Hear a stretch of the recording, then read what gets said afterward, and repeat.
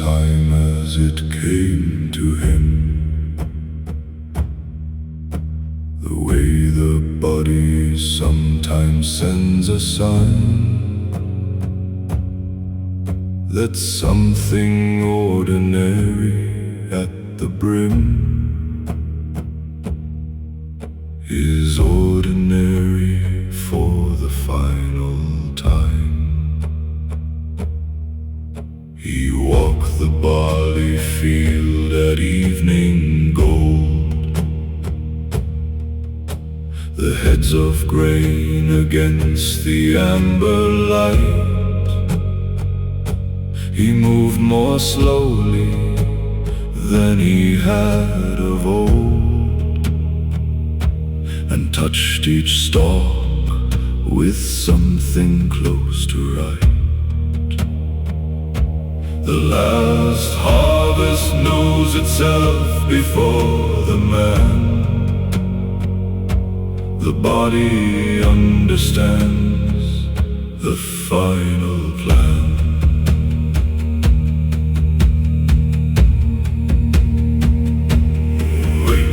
He called the family out to cut together. Every hand available that year. He said, this harvest we will do in tether, all of us, no matter time or fear.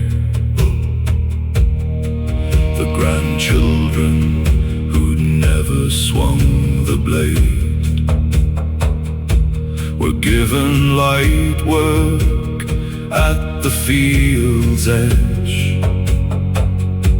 The sons worked hard through the afternoon's shade. The daughters bound the sheaves against the hedge.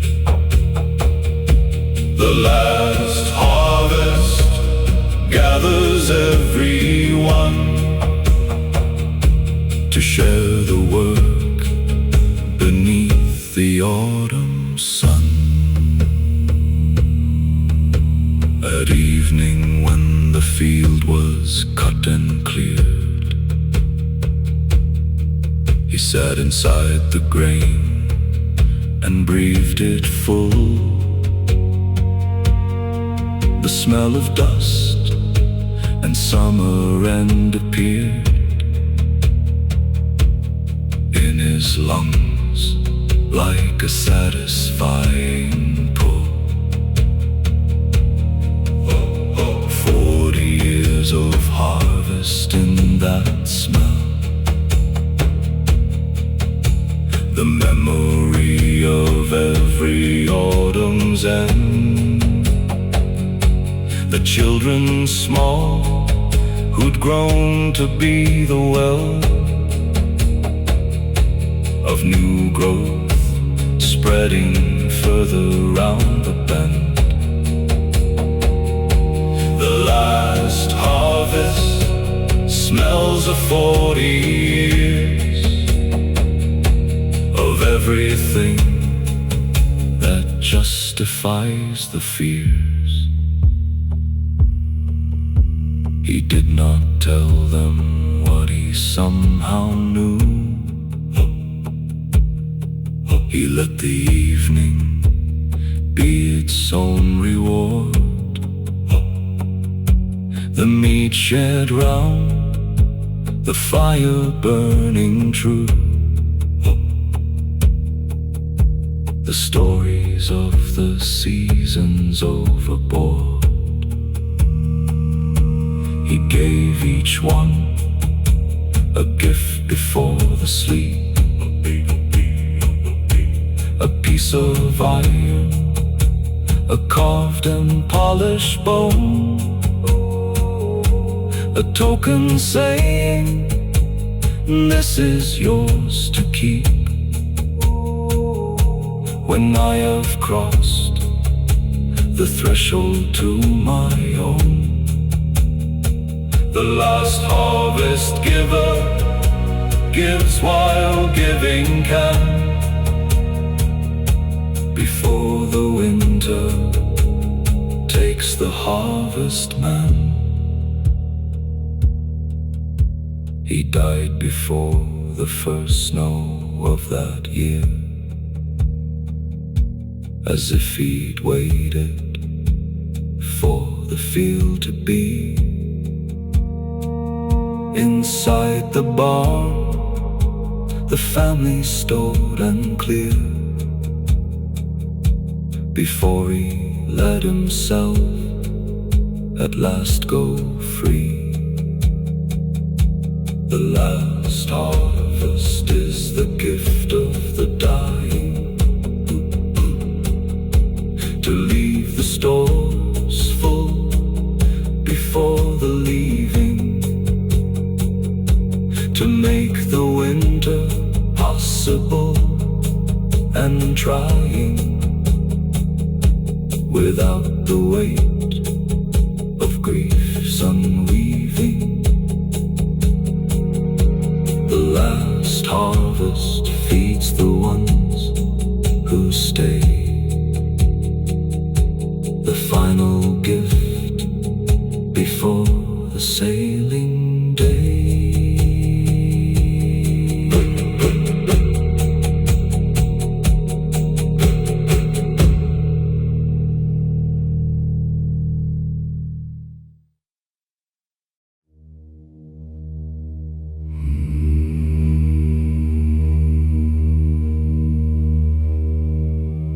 The river frozen hard from bank to bank still speaks below the ice in muffled tones,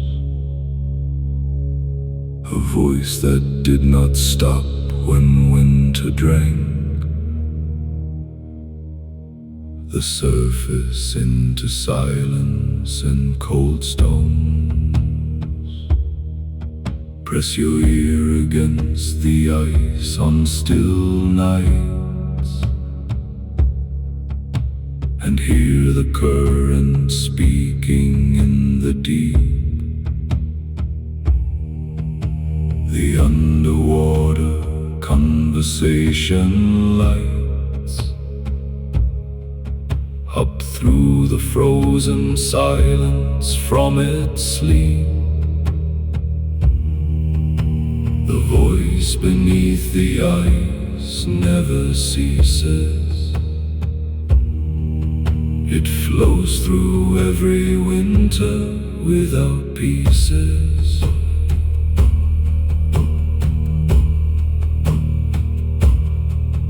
Old Thorhild said the voice was those who drowned, the ones who fell through ice in early freeze, who walked too soon upon the unproven ground, and found the river waiting in the tees.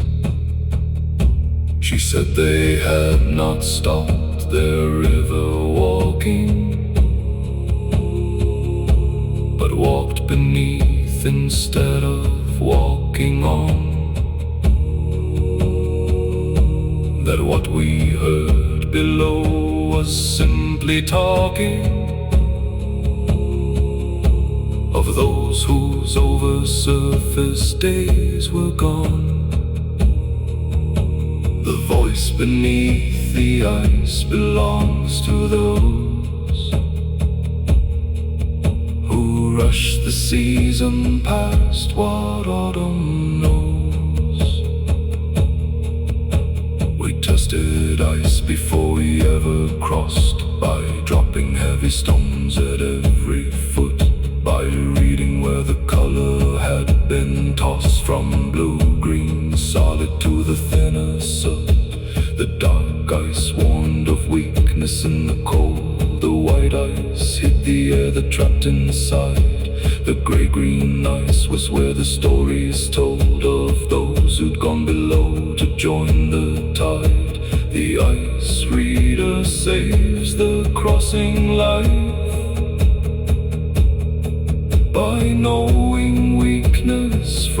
the surface is strife.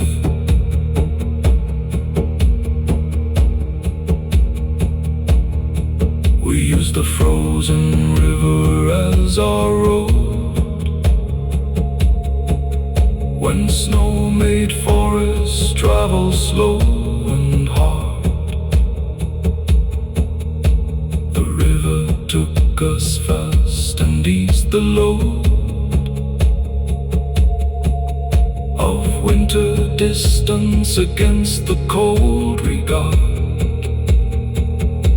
We pulled the sledges smooth across its face. We skated where the depth was more than shore.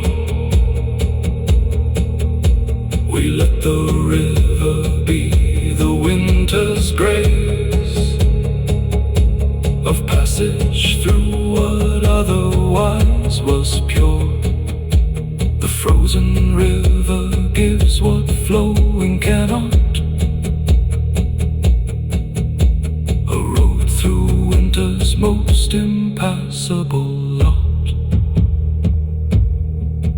When thaw arrives, the voice grows loud and clear. The ice begins to creak and tick and groan, as if those voices saved up all the year. We're finally free to speak in their own tone. The crack and boom of ice releasing late into the rushing urgency of spring is every frozen voice articulate, released into the currents wandering. The voice beneath the ice speaks loud at dawn and tells the story winter kept in awe.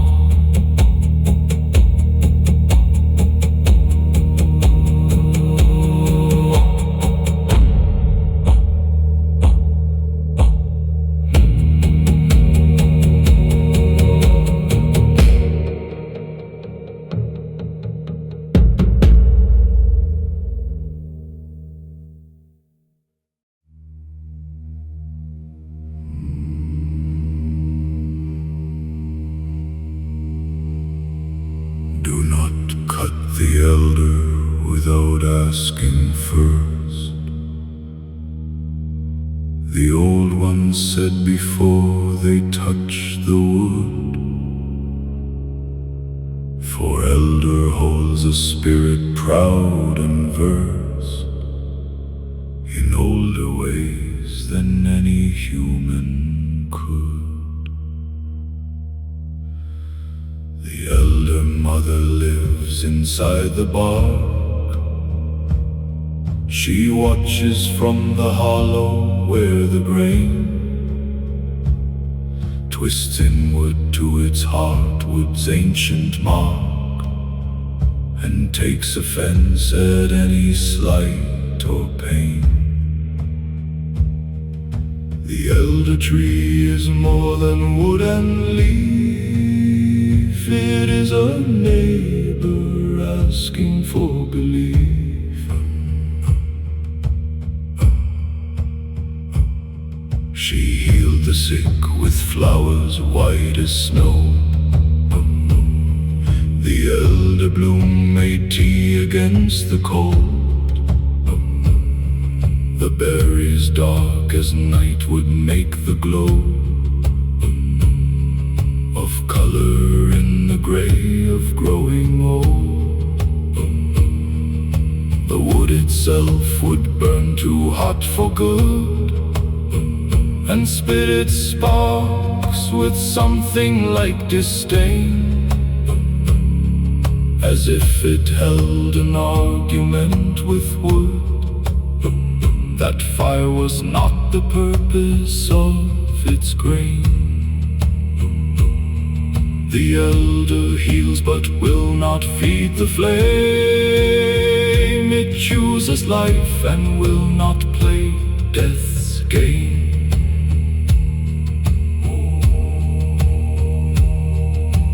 planted elder at the doorway south, to keep the spirits of the wrong away, to let the elder mother with her mouth of roots speak warning at the break of day. The cattle that sheltered in its shade were kept from flies and fever in the heat. The children who played below its braid of branches felt its guardianship complete. The elder tree protects the ones it knows, and roots itself in every place it grows.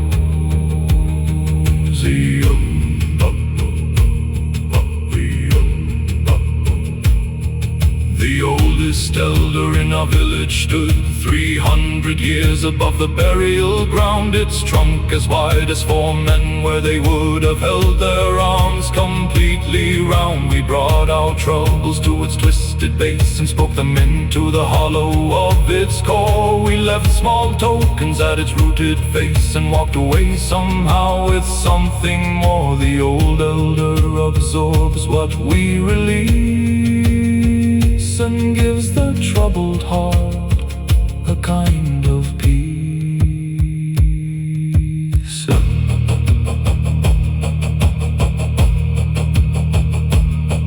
When the elder tree in summer falls to storm, it sends up shoots the following spring again. From every root a new branch takes its form. From what seemed ending grows the new refrain. The elder dies 100 times before it truly leaves the soil that holds its web. Each cutting back releases something more, a new direction from the old tree's bed. The elder teaches roots outlast the crown, and what is cut sends more green growing down.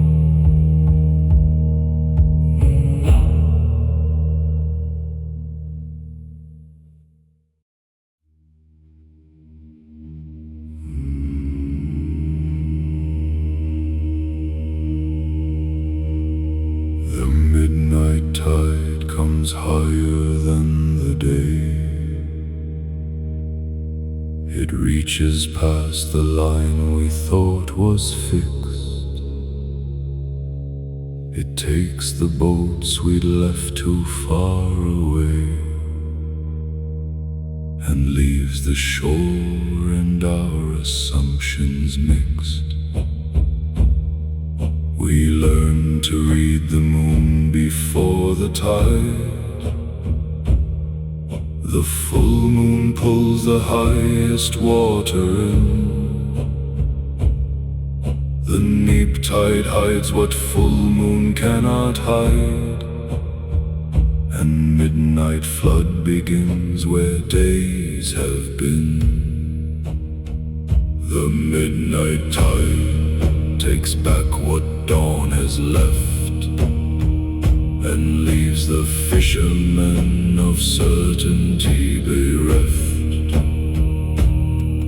Old Gunhild lost her fishing nets one night. She'd stake them in the afternoon's low mark. The midnight tide crept past her anchors right, and swallowed everything into the dark. She cursed the moon and then she cursed herself for forgetting what the season always brings. She pulled the stakes and put them on the shelf of lessons learned from tides and moonlit rings. The midnight tide teaches only once, for those who lose their nets are not the dunce.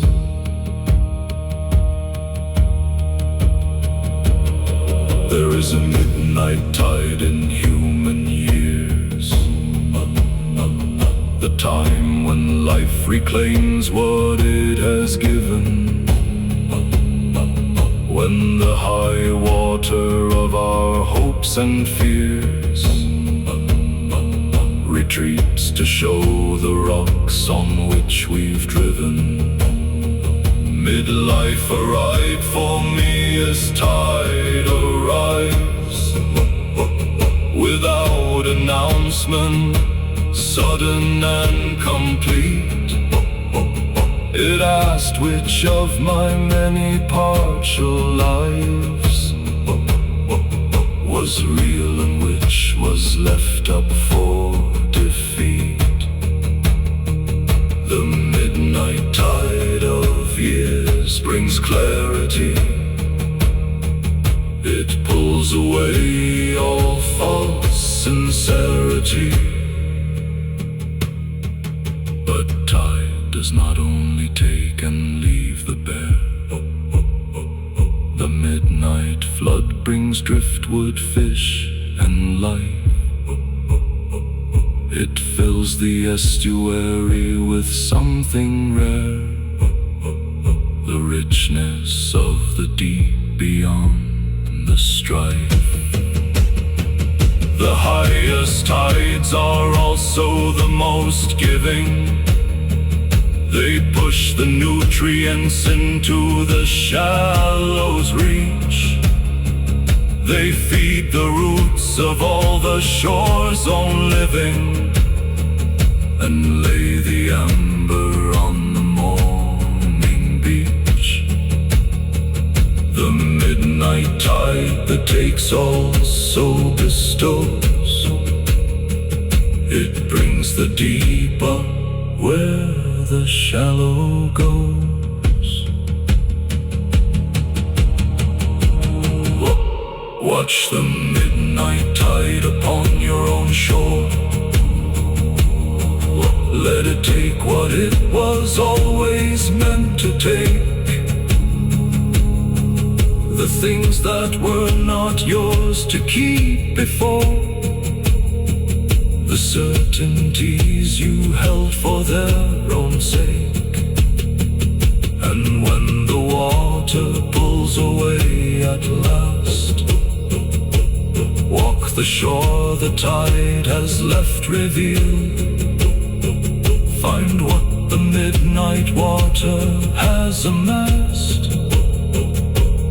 in the gifts that receding waters yield.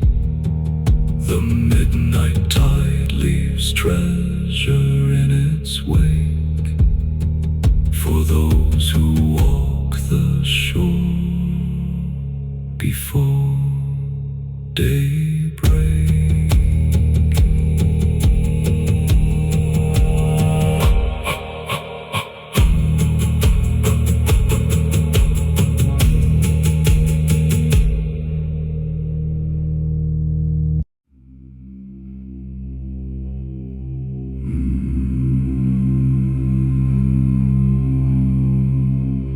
They mark the cloak with hazel wands around, the sacred boundary of the fighting ground. A square of height 3 paces all around, where honor would be weighed and justice found. The home gang is the oldest court of all, where body is the argument and proof, where those who cannot reach agreements call, submit to what the blade says is the truth. The duel at dawn resolves what words cannot. 2 bodies settling what the mind forgot.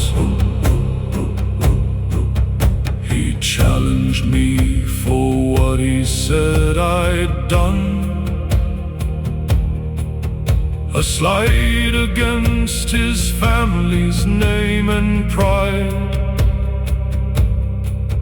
I stood and answered that his claim was wrong, and drew the boundary where we'd both decide. 3 shields apiece, and then the naked blade. Once every shield is broken or cast wide, the combat's finished. Judgment has been made by something older than the human guide. 3 shields per man, and then the iron speaks. The home gang ends when neither man's shield breaks.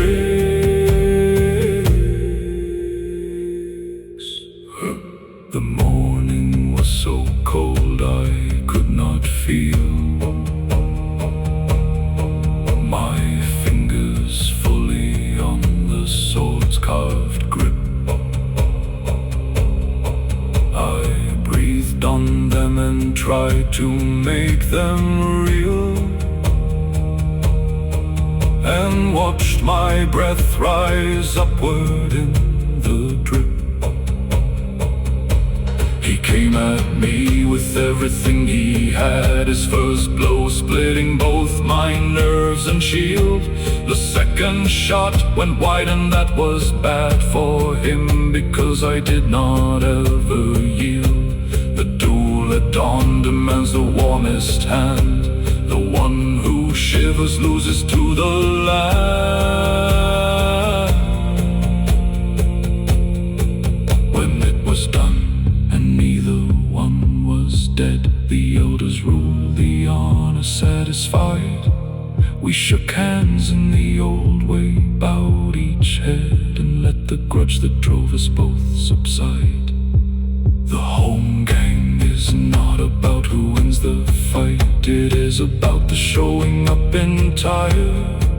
The willingness to stand for what is right, and face the consequence of your desire. The duel proves the courage of the claim, without the willingness to fight its shame.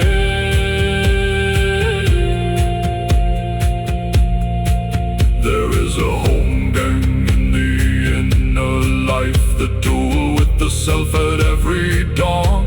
The arguments that cut like any knife, between the man you are and the man you've drawn. Step onto the cloak of your own making, face what you have been too afraid to meet. The reckoning that all of life is taking, the grudge with self that cannot be complete. The inner home gang is the bravest duel, the fight with self by the most honest rule.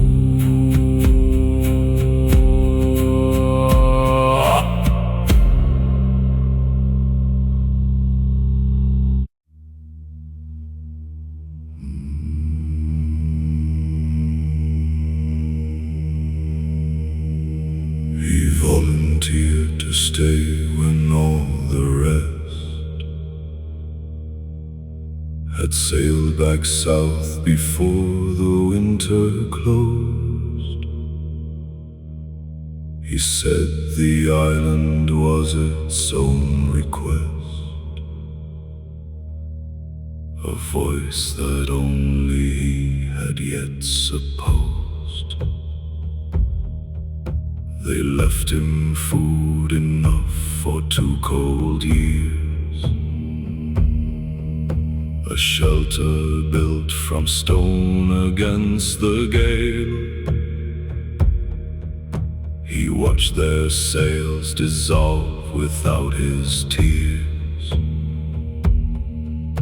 and turned to face the island's iron tail.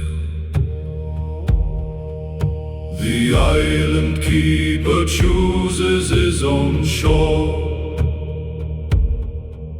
and finds himself in the silence at its core.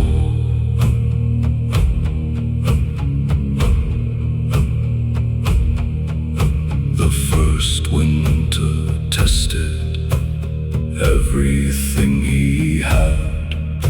The storms were not described in any lore. The darkness lasted long enough to mad a man less rooted in his own heart's core.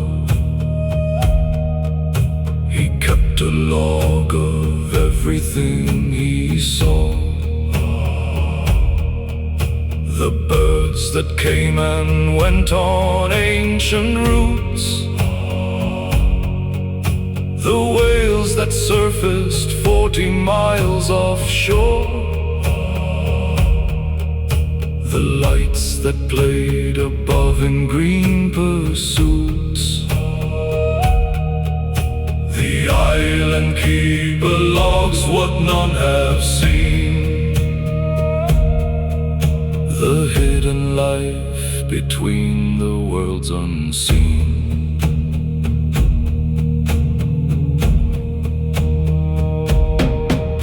By spring the island had become his tongue. He knew each rock and current by its name. He knew the seal pups where their birth had sprung, and where the salmon ran through summer's flame. He had not spoken to another soul for 7 months, and yet was not diminished. The silence had completed something whole. That noise had always kept from being finished. The island keeper in his silence grows into the full self that solitude bestows. When the ship returned the following year to bring supplies and check on his condition, they found a man so settled and so clear that half of them were seized by the ambition. He said, "The island asks for nothing more than your full presence and your careful eye. It gives you back yourself upon its shore, and teaches you to live before you die. The island asks of you only what you are, no more, no less, beneath the polar star." He kept that post for 20 years alone, with visitors in summer, dark in winter. He built the shelter into stone on stone, and mapped the island fine as any printer. They named the island for him in the end, the shape on every chart that showed the way. A man become a landmark, word and bend, in the ocean's long and unrelenting say. The island keeper lives in every chart, his name the shape of his enormous heart.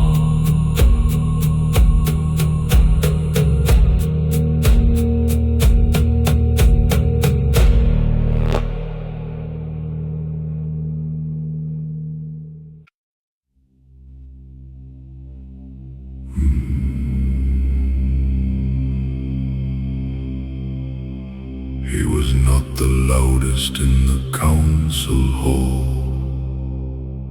He was not the quickest with a certain word.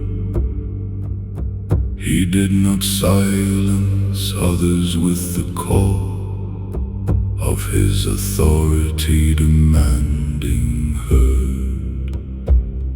Instead he asked a question first each time.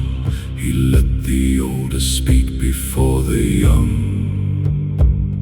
He found the truth inside the spaces prime, between the words that louder voices hum.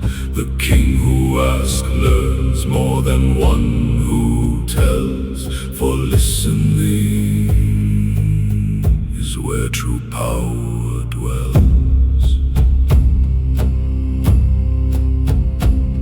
The farmers told him what the jars had not, the truth that pride and rank had filtered clean, the actual grain stores and the actual lot of the winter coming and the lean.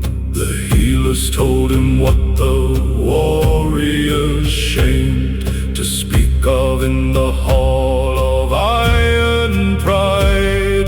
The wounds still open and the men still maimed from last year's raid that no one had described. The king who asked the farmers and the healers hears what the proud men hide from more revealers.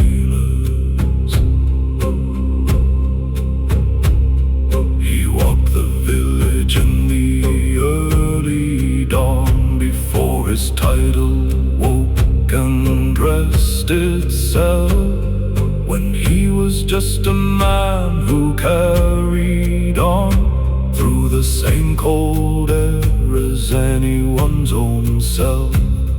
He heard the women speak beside the well. He heard the children argue in the lane. He heard the things the formal meetings bell would never ring into the public plain.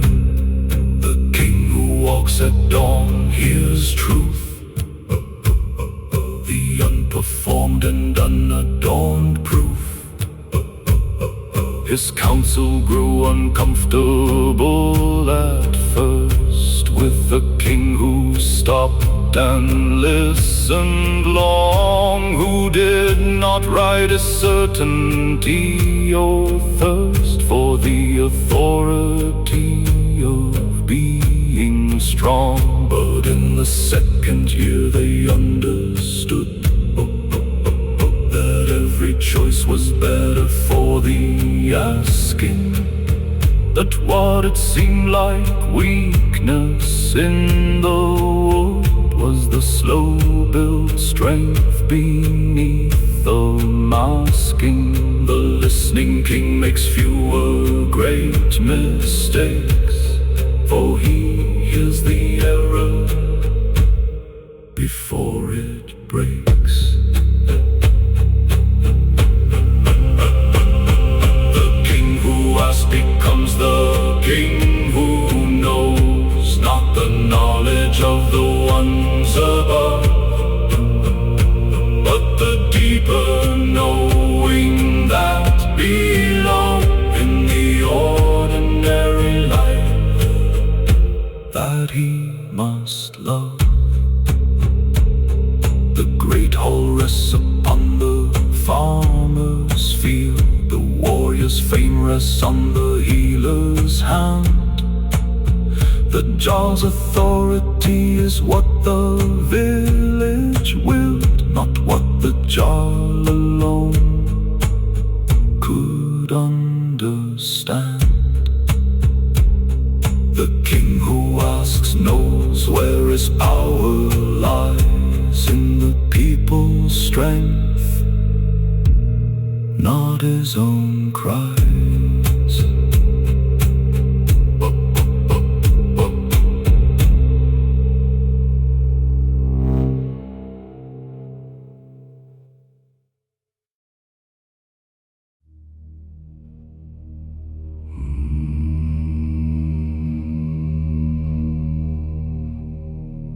soul is not delivered, finished whole. It arrives as raw, cold and gray, without the forge of living to make it full. It stays unshapen till the dying day. The hammer is the hardship we endure. The anvil is the moment we must choose. The fire is the love that burns most pure, and quenching is the grief we cannot lose. The forge of souls makes nothing without pain, but pain is how the metal learns its grain.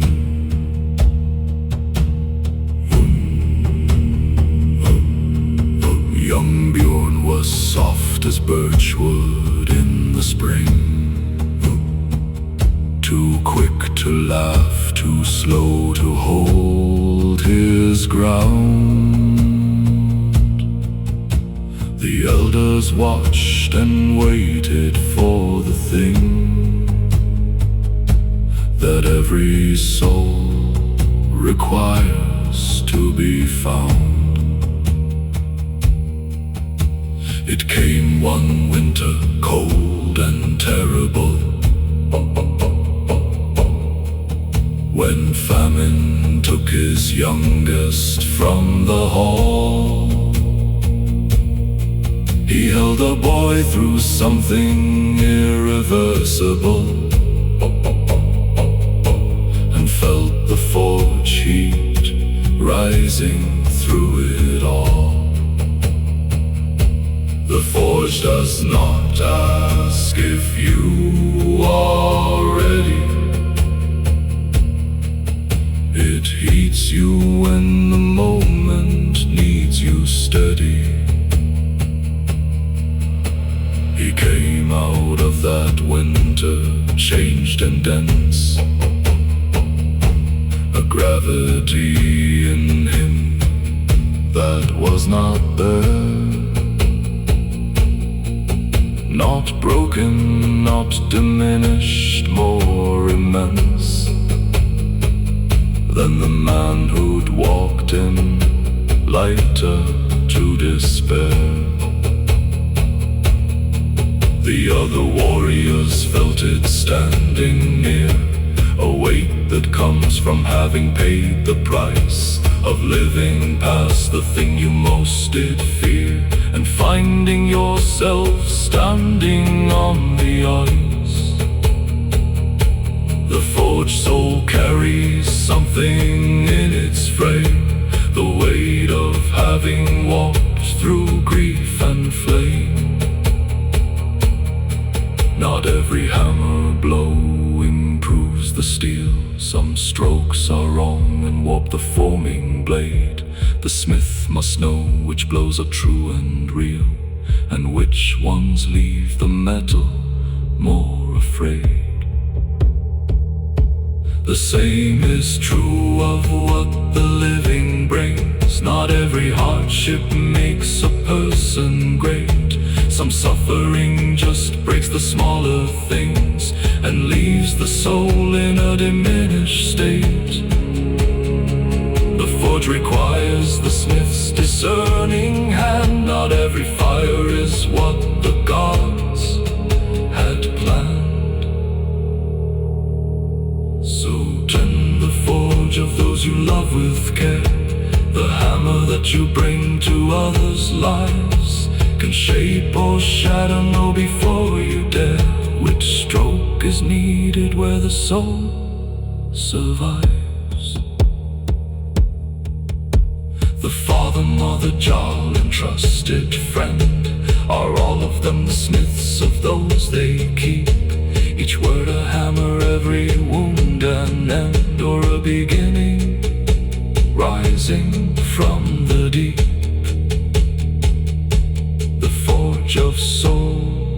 Patience needs love to work the steel.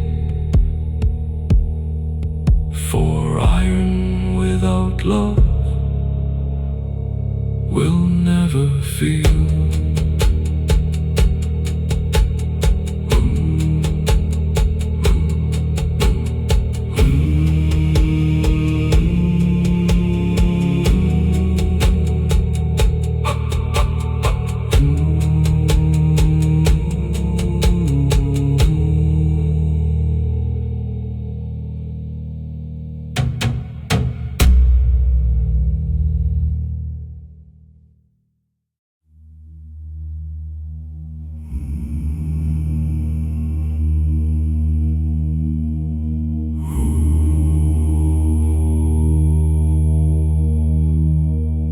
Above the circle where the sun does not return for 60 days of total night, the darkness is a presence cold and hot, with something of its own and something right.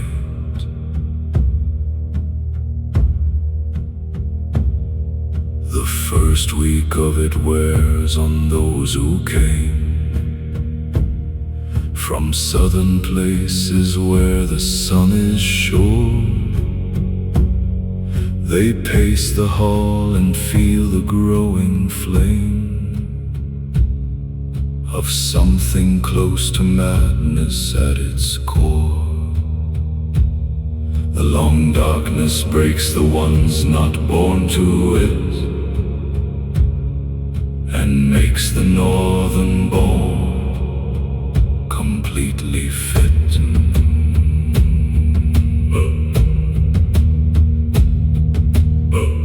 We fill the darkness with the things we chose, the storytelling that could last for hours, the craftwork and the carving and the clothes, attention to the end or winter's powers. The weaving grew more intricate and dark,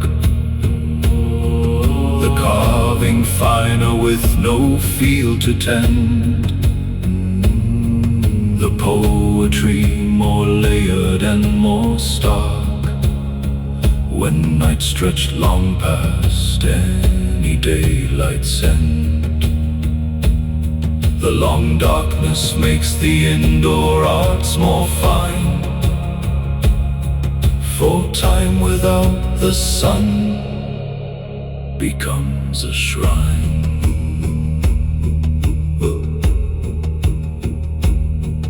The children did not fear the long night's breath. They slept and woke and played without the clock. They ate when hungry, rested toward the death of tiredness, and opened with a knock. The darkness was not empty, but was full of firelight and story and the smell of bread and bodies and the winter pull of every living thing inside the shell. The long night is most alive inside the hall, where fire and family answer darkness call.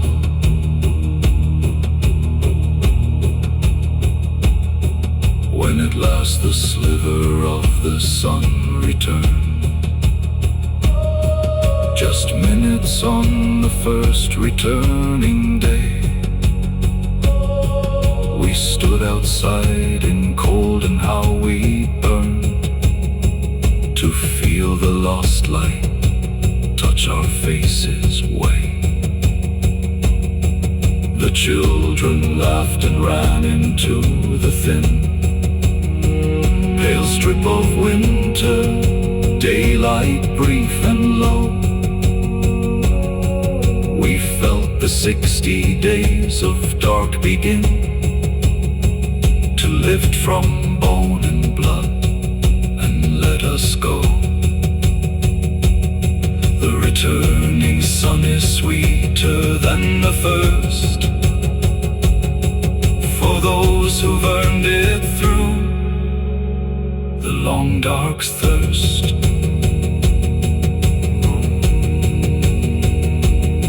The long darkness gives what only absence gives, the knowledge of what light is truly worth,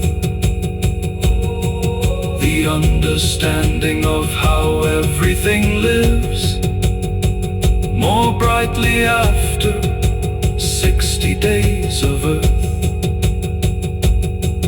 We carry in our northern blood the gift of those who learn to love through polar night, the deep appreciation and the lift of every ordinary morning's light. The long darkness makes us grateful for the bright, and grateful is the deepest form of light.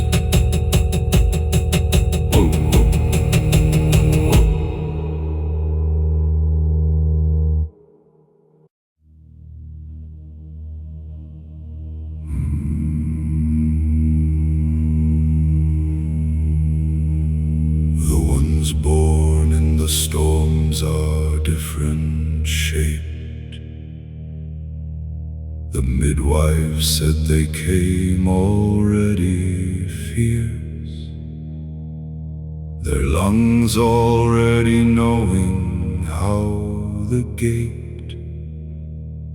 White sky could hold a sound that would not pierce. The Thunderborn arrived with iron lungs, with hands that gripped too hard from the first breath, with something wild behind their wordless tongues that spoke of something between birth and death. The children of the thunder know the storm, for storm itself is where they took their form. My son was born the night the lightning split the great oak at the corner of the yard. The midwife said the timing was a fit of something God-given and river-charred. He came out screaming louder than the gale. He came out eyes wide open to the dark. He came out red and absolutely hail, and left his mother's threshold like a mark. The Thunderborn arrived demanding space, as if the world owes them the storm's own grace.